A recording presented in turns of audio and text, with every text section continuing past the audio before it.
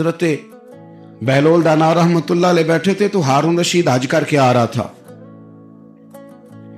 تو رستے میں حضرت شیخ سے ملاقات ہو گئی تو السلام علیکم کے بعد کہنے لگا حضور کوئی حکم ہو تو بتائیے گا۔ تو حضرت بہلول دانا فرمانے لگے تیرا رب کون ہے؟ اس نے کہا اللہ۔ تو فرمایا میرا کون ہے؟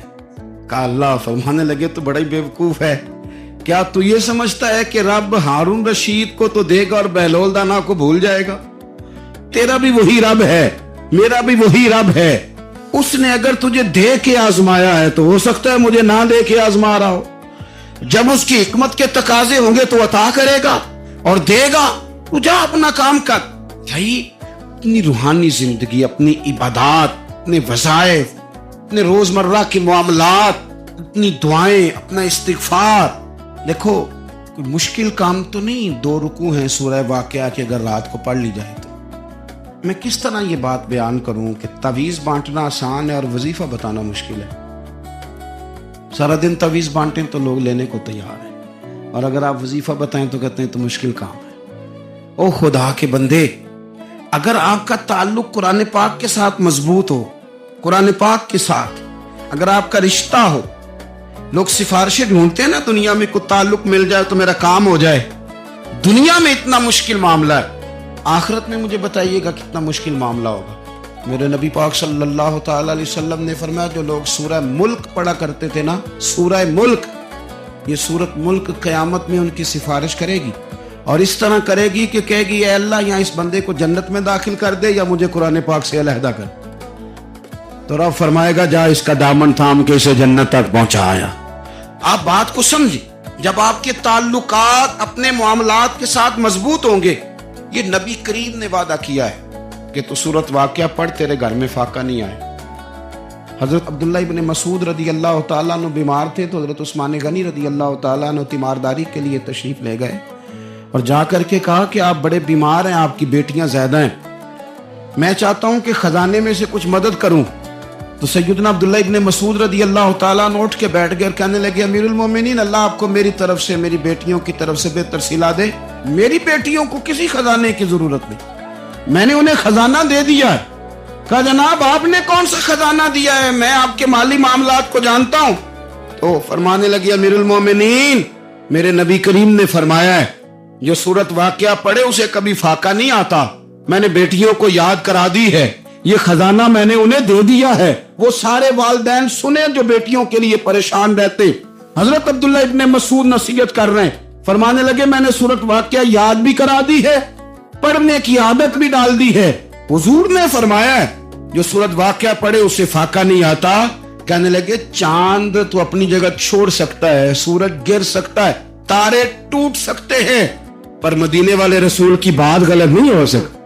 حضور نے فرمایا فاقہ نہیں آئے گا تو انشاءاللہ کبھی بھی نہیں آئے گا۔ کرنے کا کام یہ ہے کہ ہم اپنے معاملات، اپنی عبادات، اپنی دعائیں، کبھی 10 منٹ عادت ہو جائے نا دعا مانگنے کی علیحدہ سے رات کو۔ حضور نے فرمایا جو فرض نماز کے بعد دعا مانگے اللہ اس کی قبول کر لیتا ہے۔ نبی پاک صلی اللہ تعالی علیہ وسلم نے فرمایا اللہ مسافر کی دعا قبول فرماتا ہے۔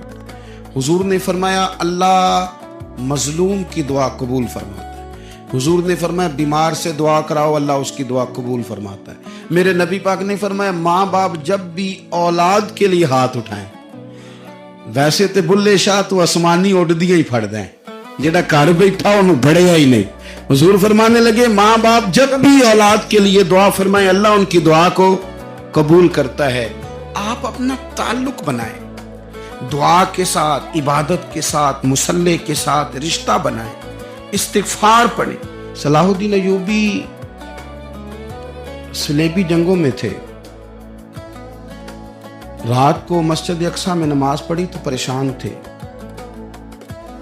ایک بزرگ سے ملاقات ہوئی تو وہ کہنے لگے کہ آپ بڑے پریشان ہیں۔ کہنے لگے حضور پریشان اس لیے ہوں کہ پہلے ہی مسلمان کمزور ہے، اب میں نے سنا ہے دشمن کا ایک بحری بیڑا وہ جنگی سامان سے بھرا ہوا آ رہا ہے، تو اب ان کے پاس اور تلواریں اور نیزے آ جائیں گے، مسلمانوں کے پاس پہلے ہی وسائل کی کمی ہے، پریشان ہو کس طرح کر کے مقابلہ کریں گے۔ یہ بات کہتے ہی صلاح الدین ایوبی نے بزرگوں سے کہا حضور آپ بھی دعا کرنا، دعا کی بڑی طاقت ہے۔ میرے نبی پاک نے فرمایا دعا مومن کا ہتھیار ہے، دعا مومن کا، دعا مومن کا۔ حضور نے فرمایا تقدیر کو سوائے دعا کے کوئی چیز نہیں بدل سکتی، دعا مومن کا ہتھیار ہے، یہ کافر کے پاس کوئی نہیں، یہ ہتھیار ہے مومن کا۔ اللہ کرے آپ کو سمجھ آئے، پھر سنیں، کئی بار کہہ چکا ہوں یہ ہتھیار ہے۔ کافر کے مقابلے میں جو تیرے پاس سب سے بڑا ہتھیار ہے وہ دعا ہے۔ دعائیں کرانی چھوڑ دی، کرنی چھوڑ دی، لینی چھوڑ دی۔ حضرت سیدنا انس بن مالک رضی اللہ تعالیٰ عنہ فرمایا کرتے تھے میں نے وہ رنگ دیکھا ہے جب حضور دعا مانگتے تھے اور حضور کی مقدس آنکھوں میں آنسو بھی ساتھ ہی بہا کرتے تھے، میں نے وہ انداز دیکھا۔ تو صلاح الدین ایوبی بزرگ سے کہنے لگے آپ بھی دعا کیجیے، اور خود رونے لگے اور سر سجدے میں رکھ کے رونے لگے، اور عشاء سے لے کر فجر تک روئے، خوب روئے۔ صبح وہ بزرگ آئے تو صلاح الدین ایوبی کا خوبصورت اور ہنستا ہوا چہرہ دیکھا، کہنے لگے آپ بڑے خوش ہیں، رات تو میں نے بڑے روتے ہوئے دیکھا تھا۔ تو کہنے لگے حضور وہ جو بحری بیڑا آ رہا تھا نا وہ پانی میں ڈوب گیا ہے، اب وہ نہیں آ رہا، ابھی خبر آئی ہے تو میں بڑا خوش ہوں۔ بزرگ کہنے لگے اٹھ سینے سے لگ اور سن ایک بات، وہ بحری بیڑا پانی میں نہیں ڈوبا، وہ تیرے آنسوؤں میں ڈوب گیا ہے۔ وہ جو تو رات رویا ہے نا رب کریم کی بارگاہ میں تو وہ ڈوب گیا ہے۔ حضرت